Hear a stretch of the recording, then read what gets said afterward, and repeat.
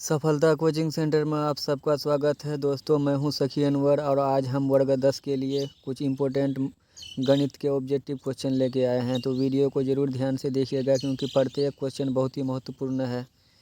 चलिए वीडियो को स्टार्ट करते हैं। सवाल नंबर 1, 7/20 का दशमलव प्रसार क्या है? तो 7/20 का 20 का अभाज्य गुणनखंड निकालोगे तो 2 गुना 2 गुना 5, यानी कि 2 पर पावर आ रहा है और 5 पर पावर आ रहा है। तो 2 पर पावर और 5 पर पावर आने पर यह हो जाता है शांत। इसका जवाब बी नंबर। सवाल नंबर 2 है, पाई है। पाई क्या है? पाई एक अपरिमेय संख्या है। चलिए आगे बढ़ते हैं सवाल नंबर 3 की तरफ। सवाल नंबर 3 कह रहा है, दो संख्याओं का महत्तम समार्थक 15 है, लघुत्तम समार्थक 105 है। यदि इनमें से एक संख्या 5 है तो दूसरी संख्या क्या हो जाएगा? तो दूसरी संख्या हो जाएगा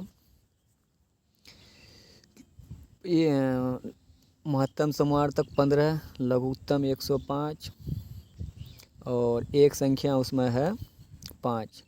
तो भागा लगाएंगे, 3 5 15, 5 हो जाएगा। यहाँ 5 है तो 3 हो जाएगा। 105 या 315, इसका सही जवाब हो जाएगा 315। वीडियो को लाइक ज़रूर कर दीजिएगा। अगर आप नए हैं तो चैनल को सब्सक्राइब कर दीजिएगा। चलिए सवाल नंबर 4 की तरफ। निम्नलिखित में कौन अपरिमेय संख्या है? तो हम लोगों को मालूम है कि किसी अभाज्य संख्या पर अगर रूट आ जाए तो वो अपरिमेय होता है। तो यहाँ पर देखेंगे कि ऑप्शन ए, सी और डी सारा क्या है? पूर्ण वर्ग संख्या है। तो ये परिमेय संख्या हो जाएगा। ऑप्शन नंबर बी जो होगा वो अपरिमेय होगा। चलिए निम्नलिखित में कौन द्विघात समीकरण है? तो यहाँ पर ए नंबर ऑप्शन की बात करें तो ये एक द्विघात बहुपद ही नहीं है, क्योंकि इस x पर पावर 1 है, घात 1 से कम हो जाएगा। सवाल number B, option number B में देखते हैं। तो ऑप्शन नंबर बी को अगर हल किया जाए तो ये द्विघात बहुपद हो सकता है, भिन्न का घटा जोड़ दाहिने तरफ बनाने पर। और वैसे ऑप्शन नंबर डी भी भिन्न का जोड़ बनाने पर ये द्विघात समीकरण हो सकता है। तो यहाँ बी या डी में से कोई सा भी जवाब हो सकता है। सी नंबर तो त्रिघात बहुपद है। चलिए सवाल नंबर 6 की तरफ। 188/220 का सरलतम रूप। 188 है और 220 है, इसका सरलतम रूप क्या हो जाएगा? तो 188, 9 दूना 18, 4 दूना 8, यहाँ 11 दूना 22, 110। इसको फिर अगर कटाओ तो 4 दूना 8, 4 दूना 8, 1 14, 7 दूना 14, 47 और यहाँ 55, 47/55। इसका सही जवाब होगा क्या? 47/55। तो देखते हैं कहाँ पर है। डी नंबर में है, डी नंबर। उसके बाद सवाल है सातवां नंबर। सातवां नंबर क्या कह रहा है?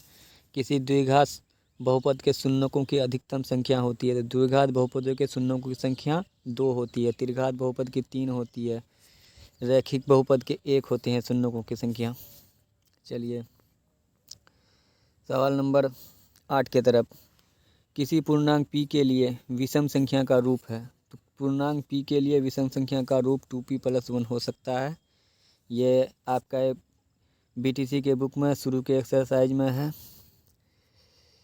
किसी ओ केंद्र वाले वृत्त के बाह्य बिंदु। सवाल नंबर 9, किसी ओ केंद्र वाले वृत्त के बाह्य बिंदु P से वृत्त पर स्पर्श रेखाएं PR PS खींची गई है। यदि PR 8 तो PS। हम लोग जानते हैं कि किसी वृत्त के बाह्य बिंदु से खींची गई स्पर्श रेखाओं की लंबाइयां समान होती है। तो जितना PR होगा उतना PS होगा। PR अगर 8 है तो PS भी 8 होगा। तो इसका सही जवाब हो जाएगा ए नंबर। चलिए सब आगे बढ़ते हैं सवाल नंबर 10 की तरफ। सवाल नंबर 10 क्या कह रहा है? यदि अल्फ़ा बीटा और गामा त्रिघात बहुपद ax³ bx² cx+d के शून्यक हो तो alpha into beta, beta into gamma जोड़ गामा इंटू अल्फ़ा किसके बराबर है? तो ये एक सूत्र है, ये होता है -d/a के बराबर, बी नंबर। चलिए सवाल नंबर 11। दो रैखिक समीकरणों के आलेख समांतर रेखाएं हों तब समीकरण युग्म का। अगर ग्राफ पेपर में दो रेखा समांतर आ जाता है तो उसका कैसा हल निकलता है? तो हम लोग जानते हैं कि समांतर रेखा का कोई हल नहीं निकलता है। इसका ऑप्शन नंबर डी। चलिए सवाल नंबर 12। बहुपद 2x³ - 5x² + 14x + 8 के शून्यकों का योग होगा। त्रिघात बहुपद के शून्यकों का योग यानी कि अल्फ़ा जोड़ बीटा जोड़ गामा क्या होता है? -b/c। तो minus B by A 5/2, minus minus cut जाएगा तो प्लस 5/2। ये ऑप्शन नंबर डी हो जाएगा। चलिए 13 नंबर सवाल। 13 नंबर है, समीकरण 9x² - 1 के मूलों की प्रकृति होगी, यानी कि इसका डी कैसा होगा। मूलों की बी स्क्वायर माइनस 4ac निकालेंगे तो कैसा आएगा। तो इसको वैसे बी स्क्वायर माइनस 4ac ना निकाल करके ऐसे भी इसको समझा जा सकता है कि 9x² - 1 बराबर 0 है। तो एक्स स्क्वायर को यहाँ रख देते हैं, -1 इस पर आके +1 और गुना 9 इस पर आके भागा 9। एक को अगर रूट हटाते हैं तो यहाँ रूट आता जाता है 1/√9। तो 1/√9 1/3, 1/3 क्या है वास्तविक। इसमें तो पूछ रहा है कि प्रकृति क्या है, यानी कि मूल समान होंगे कि असमान है, बी स्क्वायर माइनस 4ac निकालना ही पड़ेगा। तो बी इसका क्या हो जाएगा, बी इसमें दिया हुआ है ही नहीं, तो 0 का स्क्वायर इसका बी हो जाएगा 0 का स्क्वायर माइनस 4, ए इसका हो जाएगा 9 और सी हो जाएगा -1। तो +36, 36 का वर्गमूल 6, 36 का वर्गमूल हो जाएगा 6। अगर 6 वर्गमूल होता है तो B square minus 4ac greater than 0, B square minus 4ac greater than 0 होने पर मूल वास्तविक एवं असमान होते हैं। तो ऑप्शन नंबर ए हो जाएगा। चलिए सवाल नंबर 14। त्रिभुज ABC तथा PQR समरूप त्रिभुज हैं। A 42 कोण, R 80 कोण, B क्या है कि त्रिभुज ABC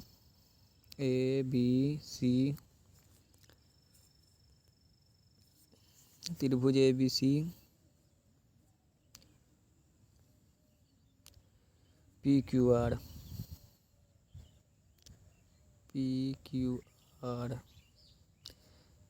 त्रिभुज ABC तथा PQR समरूप है। कोण A 42, ये अगर 42 है तो कोण R 80 है,